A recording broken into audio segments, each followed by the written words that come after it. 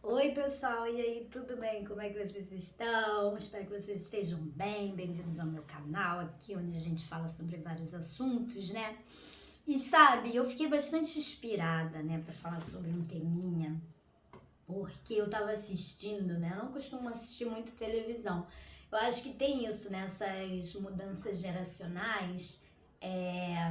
Geralmente milênios, geração Z são os que menos assistem TV, né? Mas canal aberto. É o que a gente assiste certamente, mas canal aberto já é mais difícil. Só que eu achei uma história muito inspiradora, né? De uma. Tava falando sobre uma moça da Assembleia de Deus ali, né? E como é que ela superou, né? O vício dela em drogas, em álcool e tal, tal, tal. E aí ela fazendo um sucesso, porque ela tava cantando tipo um pagode, né? Evangélico e tal, tal, tal, com surdo. Muito legal. Achei bastante a história dela muito, muito interessante. Não só a vitória dela do álcool e das drogas, mas também da vida difícil que ela teve, né? Que ela foi muito, muito pobre. Isso é bastante legal, né? A transformação, mostrar as transformações na vida das pessoas através da fé, né? Então, uma das coisas que ela falou, justamente para todo mundo que seguia ela, é justamente isso, gente. Na vida a gente tem que ter fé. E aí, né, eu quero trazer um pouco essa história, mas laicizar um pouco isso, ou seja, tirar essa camada meio religiosa. Porque, gente, as transformações eu acredito mesmo, sabe? Sou uma pessoa que eu acredito em Deus. Muita gente acha assim, que eu sou agnóstica. Eu não sou agnóstica. Pode ser que sim, pode ser que não, tal, tal, tal. Certamente, por eu ter uma veia científica, ter estudado muitos anos, eu tento me aprofundar nos assuntos e eu não gosto muito de superstições, entende? Apesar de ser a jovem mística, não sei o que, não sei o que lá, eu sou uma pessoa que e eu sou médium, tá, gente? Eu sou médium, minha mãe é médium, minha irmã é médium, e eu tenho premonições, eu tenho, assim, são coisas que pra mim são muito difíceis. Se eu pudesse, eu simplesmente não seria, desligaria assim um botãozinho e falaria, não, fecha meu corpo e acabou. Mas não é assim, né? Deus me fez dessa maneira. Então, mas eu duvido das minhas próprias previsões, eu duvido da minha própria. Por isso que eu parei com o tarô também, né? Porque eu sou uma pessoa que eu tô sempre duvidando, eu tô sempre investigando, eu acho que muita coisa tem que ser investigada, eu gosto dessa interseção, né? Por isso que eu gosto muito de assuntos parapsicológicos, da parapsicologia também eu acho muito interessante, porque eu acho o que é produto da mente, né? E por produto da mente, né, gente, mesmo sendo milagres de coisas que a gente ainda não consegue explicar que acontece na vida das pessoas, talvez tenha uma explicação, né, até mesmo lógica, racional, científica, que a gente ainda não sabe, né, então, aí eu comecei a estudar, né, há pouco tempo, a psicologia analítica por causa disso, porque também dentro de muitas ordens esotéricas você acaba estudando também um pouco de psicologia, e o Jung foi esse cara que embora ele fosse um homem da ciência, ele acreditava em Deus, né? E foi até polêmico, né? Isso, né? E sim, eu acredito em Deus, sabe? Eu acredito de verdade, nem que seja de repente uma instância dentro da gente, mas seja assim, um produto do próprio inconsciente, né? O nosso inconsciente é extremamente poderoso, né? Que promovem esses milagres que a gente chama de milagre ou essas mudanças assim na vida. A gente tem muito poder, gente, muito poder interno. Então isso é uma coisa até meio budista também, né? Nessa questão de que Deus está dentro da gente, não está fora, né? Só que a visão cristã é um pouco diferente, né? Deus é uma entidade exógena a nós, por mais que a gente sabe que ele é onipresente, onipotente, onisciente, enfim, todas essas coisas. E os milagres, é isso que eu quero dizer, não é específico de uma religião ou outra. Isso acontece, transformações, mudanças assim, gente, todas as egrégoras. Eu já tive tio, eu já tive uma tia-avó que ela se curou assim de uma doença num centro de Umbanda. Então, o que move não é a egrégora, é a fé. Só que assim, existem algumas egrégoras que a gente chama de egrégoras conjuntos pensênicos que formam uma egrégora forte, né? Por exemplo, da religião evangélica, né, e todas as suas vertentes, eles têm o hábitos, né, de dar testemunhos, né, então isso aí acaba fortalecendo, né, a egrégora deles, mostrando que, ó, se você tiver fé, mas isso independe, porque a fé, gente, é um sentimento, eu encaro a fé como um sentimento, assim como a própria espiritualidade, se for falar, é um sentimento, né, não é um dogma. Então, independente do que você for, até se você for uma pessoa que de repente não tem religião, mas você tem fé e você trabalha a sua fé, certamente você vai conseguir as coisas que você deseja na sua vida. Eu acho que é muito, muito poderoso. E eu tô lendo um livro recente, eu leio muitas coisas de muitas, muitas vertentes mesmo, mas eu fiz como escolha.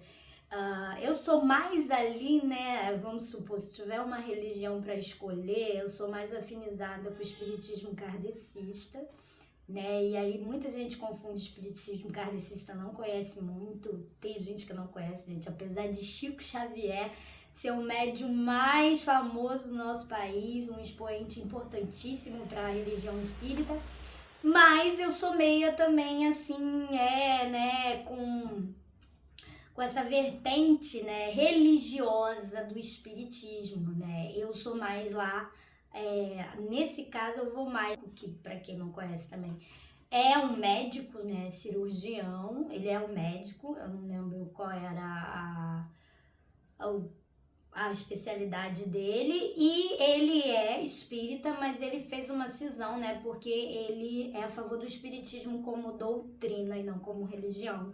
Isso é uma coisa que ocorre dentro do espiritismo e eu também sou, né, mais a favor do espiritismo como doutrina, né, para que você estudar, e aí tem várias camadas ali, que você estuda filosofia, você vai estudar a ciência também, você vai estudar também a própria religião que tem aí, mas como doutrina, não como religião. Já Chico Xavier, não. Chico Xavier trouxe essa camada bem religiosa, muito inspirado no catolicismo, né? Porque Chico Xavier era católico, outros expoentes do espiritismo brasileiro são católicos, então tem muitos dissidentes do catolicismo no espiritismo kardecista, né? Então tem essas cisões, tem essas diferenças. Eu tô lendo um livro, né, do Joseph Murphy, que fala sobre o poder do subconsciente, né? Assim, né, gente, a gente tem que tomar muito cuidado, porque certamente tem muitas coisas que eles chamam, né, de pseudocientíficas e tal, e é o mundo, e eu estudo também, gosto de estudar essas coisas, eu não tenho muito preconceito com nada disso, não. Mas eu acho que certas coisas nunca vão substituir, certamente, a você procurar ajuda médica, procurar uma ajuda especializada. Mas assim, é subjetivo também, né? É subjetivo, que pode ser, eu acho que é super válido a pessoa também procurar algo que lhe faça bem. E se tá fazendo bem, legal. E às vezes que faz bem pra um, não é o que faz bem pro outro. É igual esse negócio aí de constelação familiar. Eu não conheço, né, constelação familiar. Eu já vi algumas questões de críticas, assim, porque parece que é baseada, né, em métricas e organizações familiares que são tribais da África, né? E aí, como é que você traz para uma pessoa... nós somos ocidentais, né, que temos em termos de cultura, o cristianismo tá ali também, né, dentro da nossa cultura e tudo mais. Muitas instituições de conhecimento, todas as instituições de conhecimento no mundo estavam atreladas no primeiro momento ao cristianismo, né? E aí você vai trazer uma lógica, né, tribal da África, de tipo de organização familiar e tal, e, né, uma coisa meio estranha nesse sentido assim. Mas eu conheço pessoas que já fizeram e que falam super bem, que foi super bom e tal. Então assim, gente, deu certo, vai fazer o quê? A pessoa gostou, é isso que importa, né? Acho que É muito subjetivo isso. E sem dizer que também a gente também não pode tirar o peso da nossa ancestralidade, que obviamente vai aparecer, porque nós temos, né, nossos parentes ancestrais que vieram de lá, vieram da África, tanto que, por exemplo, no candomblé, né, não estou falando de umbanda, estou falando de candomblé especificamente, é muito trabalhado ancestralidade. Então, que você vai lá, você vai fazer um jogo de fado, não sei o quê. Cara, os caras vão falar sobre quem morreu da tua família, sobre teus ancestrais, sobre tua árvore genealógica, e como o peso dessa árvore genealógica vai impactando a tua vida e bababá. Então, tipo assim, candomblé é a ancestralidade. E esse culto, né, é muito interessante estudar o candomblé. Eu recomendo para vocês um livro também chamado... Esse livro é científico, tá? Gente, é científico, saindo da seara do pseudocientífico científico, de pessoas na ciência que estudam isso, que é o Candomblé da Bahia, de Roger Batiste. É muito interessante, né, o Roger Batiste. Ele é uma personagem muito interessante, o cara foi iniciado no candomblé, mas é de ordem pentecostal e tal, é muito legal. E ele é um antropólogo francês que veio pro Brasil estudar o candomblé da Bahia e é extremamente interessante. Gente, dizem que os franceses adoram a macumba brasileira, né? Eles adoram a nossa macumbinha, que é algo muito particular, né, da nossa cultura, e é importante estudá-los, por quê? Porque tudo que a gente tem de conhecimento de África, de que permaneceu, dos hábitos, do que era, de como era, né, porque, cara, o africano, ele chegou no nosso país, ele não falava nem o nosso idioma, né, e também não se comunicava direito com os outros próprios africanos porque tinham dialetos diferentes, né? Imagina, devia ser uma confusão. E aí foi se criando nações para eles continuarem com seus aspectos culturais, né, ali de alguma forma, né? Então, o candomblé certamente é o que a gente tem de herança nisso. Inclusive eu estava vendo um documentário muito, muito legal falando sobre as línguas do nosso Brasil, as diversas línguas que tem, dialetos daqui. Eu vou botar aqui, tava até o Caetano Veloso no documentário, muito legal, e aí tava uma professora que também né, dentro dessas nações de candomblé que tem aí, não sei nem se é correto falar nações, né? E tinha uns dialetos, né, que vinham lá da África, específicos lá da África, né, e a gente sabe que tem muitas palavras que são totalmente diferentes, né, então isso é legal porque é o quê? É a gente se entender enquanto também um povo miscigenado, africano, né, que a memória deles não podem ser apagada, o apagamento histórico-social da contribuição dos negros é muito grande, a contribuição dos africanos para a nossa cultura comum é muito grande, então é preciso revisitar isso. É por isso que foi instituído nas escolas, né, o ensino, não só nas escolas, mas na educação de maneira geral, até na educação superior, o ensino, né, da temática do negro e do indígena, mas ainda é muito embrionário, sabe? E ainda precisa melhorar muito, né? Parece, para não ficar só encheção de linguiça. E, de fato, a gente entender a contribuição desse povo e entender que somos partes disso também, porque somos muito miscigenados. Nem o branco no Brasil é tão branco, nem o negro no Brasil é tão negro, porque somos muito miscigenados mesmo. Então, essas três culturas, elas estão muito fortes, muito latentes ainda no nosso sangue. A questão do indígena, ela ainda é mais forte ainda, porque o indígena, cara, o apagamento é 2, 3 vezes pior, né? E o indígena, a gente fala que as religiões indígenas são mais xamânicas, né? Nesse sentido, assim, que são as religiões xamânicas, tem muito aspecto da natureza, então seja nas plantas, nas ervas, e isso continua, né, na nossa cultura. Meus pais eram herdeiros, então acho que a gente carrega muito isso também, mas não se engane, porque isso já tinha em Portugal, muitos gêneros herbáceos foram trazidos de Portugal, como o manjericão, né, que já era utilizado na culinária mediterrânea. Fiquem ligados, né, achando que é só Indígena não, né? O manjericão nem é daqui, foi implantado, né? Uma planta implantada, isso acontece muito.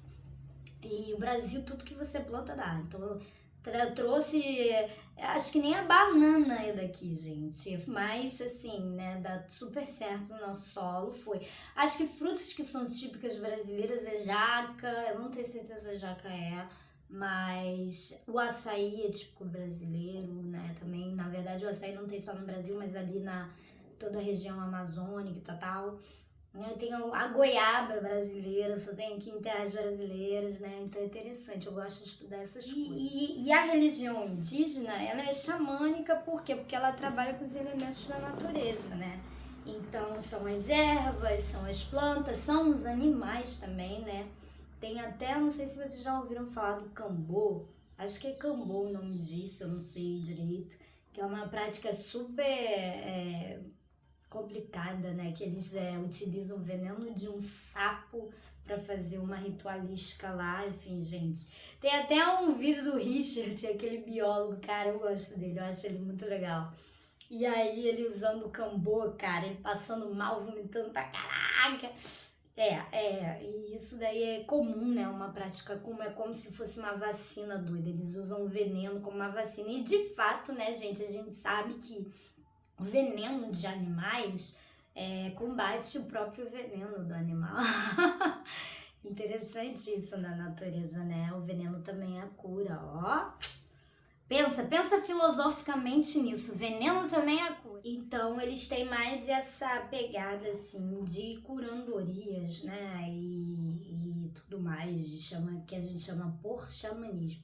Isso tudo tá perene na nossa cultura, né? Isso tudo tá perene, isso tudo revive de uma certa forma, de formas que a gente não sabe ainda explicar, né? Jung falaria que isso tem a ver com o inconsciente coletivo, do qual todos nós se conectamos de uma certa maneira, porque de uma certa maneira essa ancestralidade, ou essa, sei lá se posso chamar de ancestralidade, mas esse homem pretérito, ele revive de uma certa maneira, né, no nosso inconsciente, né? Isso é muito legal, né? Eu sou muito nova na psicologia analítica, não conheço muita coisa, mas tem muita coisa que eu acho extremamente confusa. Mas eu acho interessante, né? Eu não acho que seja algo muito popular. Eu acho que você precisa de um capital cultural muito grande, né? Pra você entender certas coisas, né? Então, porque o cara era um gênio, né? O Jung era genial nesse sentido, assim, muito inteligente. Mas é isso, né? Então, pra vocês verem, né, gente? Eu gosto de estudar religião, né? E por religião não tô falando porque você vai estudar religião e teologia. Mas quando você vai ver, teologia cristã, né? Não é isso. Eu gosto de estudar religiões, eu gosto de estudar todos os tipos de religiões, todas as movimentações religiosas, e eu acho que... E entender o aspecto cultural que tem determinantes também na nossa própria psique, né? A contribuição religiosa, né? Então, é isso que eu gosto, é isso que eu me debruço, tá? Eu tenho essa veia científica? Tenho. Mas eu também tenho várias, assim, eu posso fazer vídeo. Se eu começar a fazer vídeo disso, eu sei que vai bombar rapidinho. Por quê? Porque eu sou uma pessoa que vários eventos, que onde as pessoas vão chamar de sobrenatural, já aconteceu comigo, né? Então, assim, tanto de coincidências quanto de coisas, assim, eu não vejo nada, né? Mas eu já tive presença, sinto toque, sinto coisa passando na minha cabeça. E assim, né? Até que eu tive que me acostumar com essas coisas. Assim, né? E se eu começar a contar as histórias, eu vou começar a contar algumas histórias aqui pra vocês, né? Das coincidências também, tal. E aí vai bombar, porque as pessoas, quando vão pro ramo, né, da espiritualidade, elas gostam disso, da fenomenologia, né? Elas gostam do babado, elas gostam dessas coisas assim, né? Só que é isso, e algumas coisas já me assustaram, sim, já me assustaram. A sorte é que quando acontece comigo, eu tô com outras pessoas, porque senão eu ia ficar mais assustada aí. Pra comprovar, ó, você tá vendo também? Eu tô vendo também, então tem alguma coisa aí, né? E isso é muito bacana. Eu acho que isso, de uma certa forma, é o que Jung falava mesmo. É a gente carregando esse homem e essa mulher pretérito ainda, sabe? Dentro de nós. E que às vezes vem, né? Vem à tona e tudo mais, né? Enfim, isso é muito legal, muito bacana. É isso, gente. Falando pra vocês sobre o meu hobby favorito, né? Que é isso, né? Estudar religiões e estudar essa temática, assim, que eu gosto muito. E eu sou uma pessoa muito, muito, muito aberta a absolutamente tudo, sabe? Tem muito preconceito. Preconceito religioso, então, é que não existe comigo mesmo, né? E eu acho que é isso. E a caminhada pro mundo tem que ser essa, né? A gente tem que se abrir cada vez mais, se entender. Acho que eventos ecumênicos são extremamente importantes para todo mundo dar as mãos e falar assim, tamo junto, sabe? Somos seres humanos e todos nós, no final, a gente fala a mesma coisa, que é pra gente ter fé, né? Ter fé. No final é sobre fé. E a fé é o que nos move, a fé é o que faz a gente acordar, a fé é o que faz a gente lutar, batalhar. A fé é aquilo que nos anima, né? Anima a nossa alma. E é isso, né? E é gostoso, é bom ter fé. Foi isso, gente. Meu beijo. Tchau.